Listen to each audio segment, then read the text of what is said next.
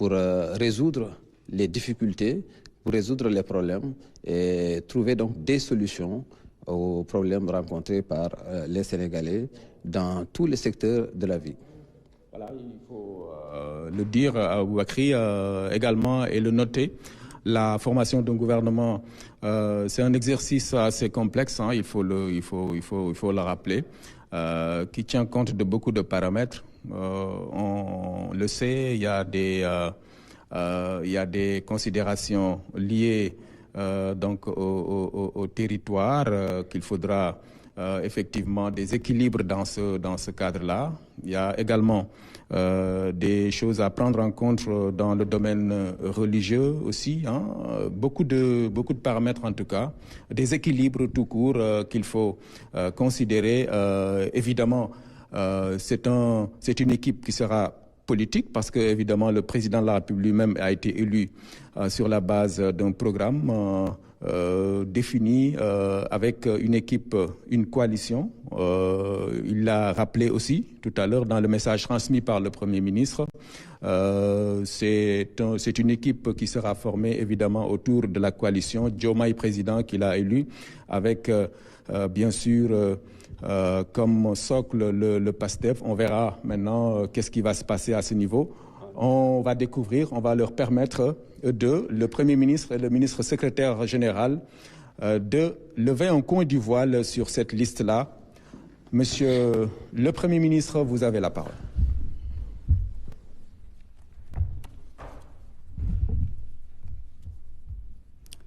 Chers concitoyens, le lundi 25 mars 2026, Monsieur le Président de la République m'a fait l'honneur de me nommer à la fonction de Premier ministre. Je réitère ma gratitude à Dieu, le Tout-Puissant, et ma reconnaissance au Président de la République pour cette marque de confiance. Nous voici aujourd'hui à la formation d'un nouveau gouvernement. Après les consultations d'usage avec toutes les personnes concernées, dont le président du parti PASTEF.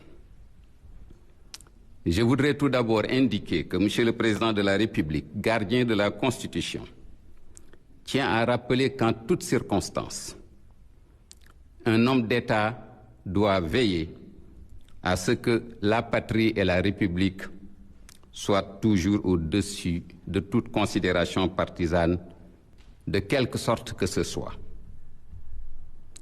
Le chef de l'État reste fermement attaché, d'une part, à la fidélité à l'esprit du projet Diomaye Président et d'autre part, à l'esprit et à la lettre de la vision Sénégal 2050. Force est de relever l'urgence de délivrer avec pragmatisme, lucidité, finesse. Monsieur le Président de la République, sur proposition du Premier ministre, a nommé les ministres et fixé la composition du gouvernement, nouveau gouvernement qui compte 30 membres. Je disais qu'il les a consultés et le président fait sienne cette parole divine, consulte-les à propos des affaires, puis une fois que tu t'es décidé, confie-toi donc à Dieu. Dieu aime en vérité ceux qui lui font confiance. mbokk yi altine bi weesu président de la République tapp na ma nekk premier ministre maa ngi ci sant yàlla di gërëm président de la République pour kóolute gi tey maa ngi fii seen kanam en tant que premier ministre pour fésal liste gouvernement bi nin koy faral di defee gouvernement bu ne dafay am ay consultation mooy ñoo woo wax ak ñoom waxtaan ak ñoom président toog naa mu def koog ñëpp président toog naa ak ñim war a toogal bokk ci président parti PASTEF dama bëggoon njëkk rek fàttali ne président moom mi nga xam ne ni mooy gardien de la constitution nee na homme d'État fu mu toll rek toogaay bu ne daa war a jël réew mi muy patrie bi ak république bi ni ñuy doxale mbir yi ñu nekk ci kaw lépp loo xam ne far fenn la ak far boo mën a far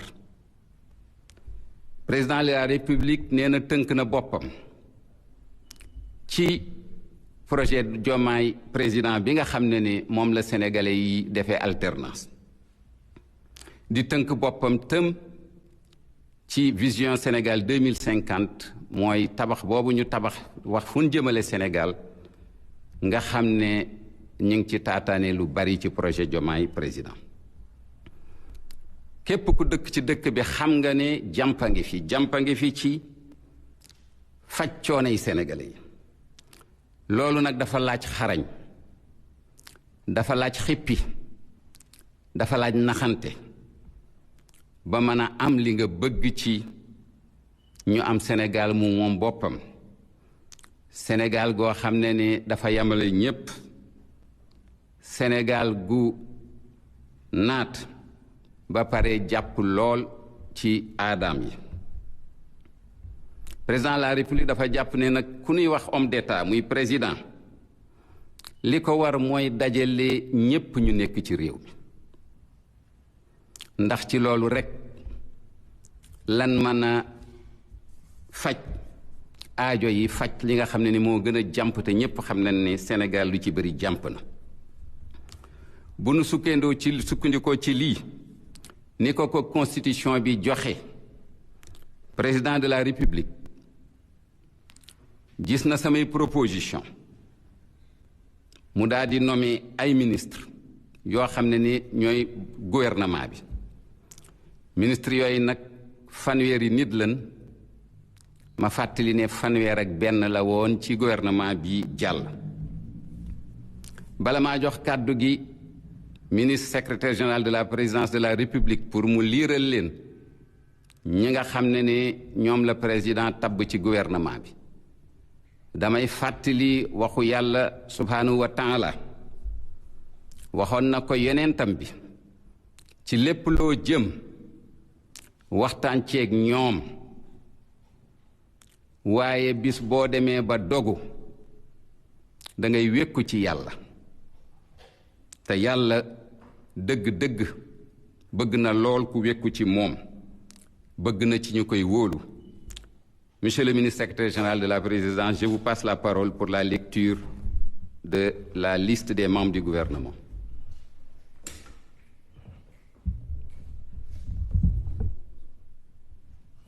Merci, Monsieur le Premier ministre. Mesdames et Messieurs, je m'en vais vous lire le décret fixant la composition du gouvernement. Décret numéro 2026-1130 fixant la composition du gouvernement. Le président de la République, vu la Constitution, notamment en ses articles 49, 53, 56 et 57, vu le décret numéro 2026-1129 du 26 mai 2026 portant nomination du Premier ministre, sur proposition du Premier ministre, décrète, article 1er, sont nommés membres du gouvernement. Monsieur Yankoba Diémé, ministre des Forces armées. Monsieur Cheikh Diba, ministre de l'économie, des finances et du plan. Monsieur Mohamedou Makhtar Cissé, ministre de l'Intérieur et de la Sécurité publique. Monsieur Cheikh Niang, ministre de l'Intégration africaine, des Affaires étrangères et des Sénégalais de l'extérieur. Monsieur Moussa Sarr, ministre de la Justice, garde des Sceaux. Madame Marie-Angélique Mame Selbe Diouf, ministre de la Famille, de l'Action sociale et des Solidarités. Monsieur Boubacar Camara, ministre de l'Enseignement supérieur, de la Recherche et de l'Innovation. Monsieur El Hadj Abdourahmane Diouf, ministre de l'Énergie et du Pétrole, M. Serigne Gueye Diop, ministre de l'Industrie et du Commerce, M. Cheikh Tidiane Dièye, ministre de l'Hydraulique et de l'Assainissement, M. Moustapha Mamba Guirassy, ministre de l'Éducation nationale, M. Ibrahima Sy, ministre de la Santé et de l'Hygiène publique, M. Moussa Balla Fofana, ministre de l'Urbanisme, des collectivités territoriales et de l'aménagement des territoires, M. Déthié Fall, ministre des Infrastructures, M. Bakary Sarr, ministre de la Communication et des Relations avec les institutions, porte-parole du gouvernement, M. Alioune John, ministre de la Microfinance et de l'Économie sociale et solidaire, M. Cheikhou Oumar Ba, ministre de l'Agriculture, de la Souveraineté alimentaire et de l'Élevage, M. Samba Diouf, ministre des Télécommunications et du Numérique, M. Mamadou Lamine Dianté, ministre de la Fonction publique, du Travail et de la Réforme du service public, Madame Djirey Clotilde Coly, ministre de la Jeunesse et des Sports, M. Alpha Thiam, ministre de la Culture, de l'Artisanat et du Tourisme, M. Idrissa Samb, ministre de l'Emploi et de la Formation professionnelle et technique, M. Cheikhou Oumar Seck, ministre des Mines et de la Géologie, M. Aliou Gori Diouf, ministre de l'Environnement et de la Transition écologique, M. Abdoul Ahad Ndiaye, ministre des Transports terrestres et aériens, Madame Ami Mara, ministre des Pêches et de l'Économie maritime, M. Bassirou Sarr, ministre auprès du ministre de l'Économie, des Finances et du Plan, chargé du budget, M. Alénar Diop, ministre auprès du ministre de l'Économie, des Finances et du Plan, chargé de l'économie, du plan et de la coopération, M.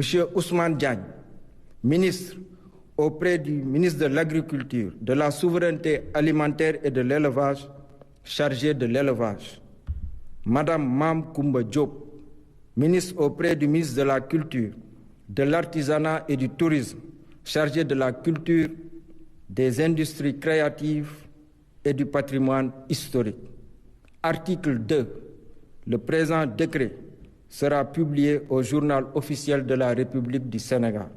Fait à Dakar le 1er juin 2026 par le président de la République, Bassirou Diomaye Diakhar Faye, le Premier ministre Ahmadou Alhaminou Mohamed Lo. Par décret numéro 2026-1132, Monsieur le Président de la République a nommé M. Papa Hassan Touré, inspecteur général d'État, ministre, secrétaire général du gouvernement. Mesdames et Messieurs, le Président de la République présidera le Conseil des ministres le vendredi 5 juin 2026. Je vous remercie de votre attention.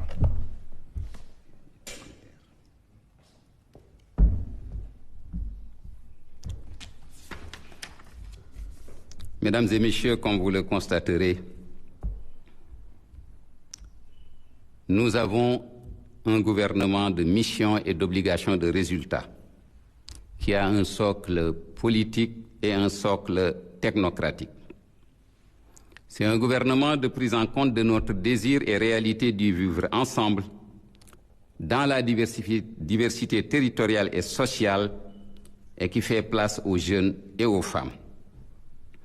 Vous le constaterez, 2 ministères ont été fusionnés, en l'occurrence le ministère des Finances et du Budget et le ministère de l'Économie, du Plan et de la Coopération pour donner le ministère de l'Économie, des Finances et du Plan. Il s'agit d'une cohérence rétablie, 2 ministres auprès du ministre de l'économie, des finances et du plan ont été nommés pour appuyer l'action du ministre. 2 ministères ont été réaménagés en transférant certains de leurs prérogatives à d'autres ministères. Il s'agit du ministère de la Communication, des Télécommunications et du Numérique, dont les attributions en matière de communication ont été transférées pour un besoin de cohérence au porte-parole du gouvernement qui a été élevé au rang de ministre plein. Le ministère en charge de l'énergie, du pétrole et des mines a vu ses compétences en matière de mines transférées à un nouveau ministère qui est le ministère des Mines et donc et de la Géologie. Vous noterez que, comme je l'avais indiqué lors de ma nomination, que nous avons maintenu et nous allons maintenir le cap avec un changement de méthode, comme je le rappelais, qui sera axé sur la cohérence institutionnelle et la cohérence de l'action gouvernementale. Il y aura un changement de méthode et de dynamique qui sollicitera toutes nos ressources humaines, d'ici et de la diaspora, en appui au pilotage des politiques publiques. mbokk yi, ministre secrétaire général de la présidence de la République jottali na leen ministre yi nga xam ne président de la République nommé na leen tey. Gouvernement bi nag gouvernement woo xam ne dañ ko joxu sas te sas yi du ne lu dul lan ko joxoñ dana ko mottali. bu ngeen ko xoolee danoo jaxase ñoo xam ne bokk nañ ci parti politique ak ñu ca bokkul.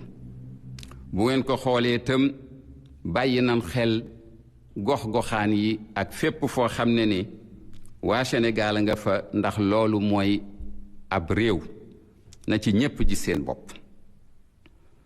ñaari ministère dañ leen a boole def benn ministère, mooy ministère bi yore woon koppar yi ak ministère bi yore woon koom-koom gi. bu leen fàtte ne dafa bokkoon daanan ko boole di ko xàjjale di ko boole di ko xàjjale, waaye danoo xool ba xool ne fii ñu toll dañ ko war a boolewaat.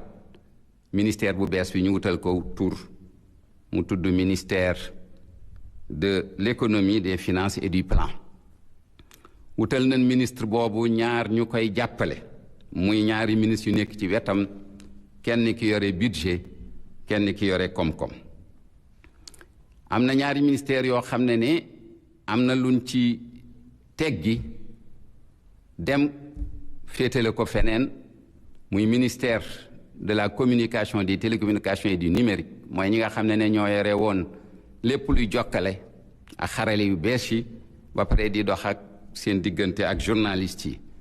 li nga xam ne communication la mooy jottali, dañu dem yóbbu ko mu ànd ak ministre bi nga xam ne mooy porte-parole du gouvernement, te loolu ku ko gis xam ne jaadu na, ndax kii porte-parole du gouvernement bi moo war a tam toppatoo communication. ñaareelu ministère bi muy ministère bi nga xam ne moo yore énergie, pétrole ak mine, mooy sunu ressources naturelles yi. la nga xam ne mine la teggi nan ko def ko ministère bu bees tudde ko ministère des mines et de la géologie. et wax loolu nag la ma cay mujje mooy ñu xam ne na ma ko waxe woon wàccuñu yoon wi fi nekkoon depuis le 2 avril 2024 yoon woowu la ñuy continuer di dox.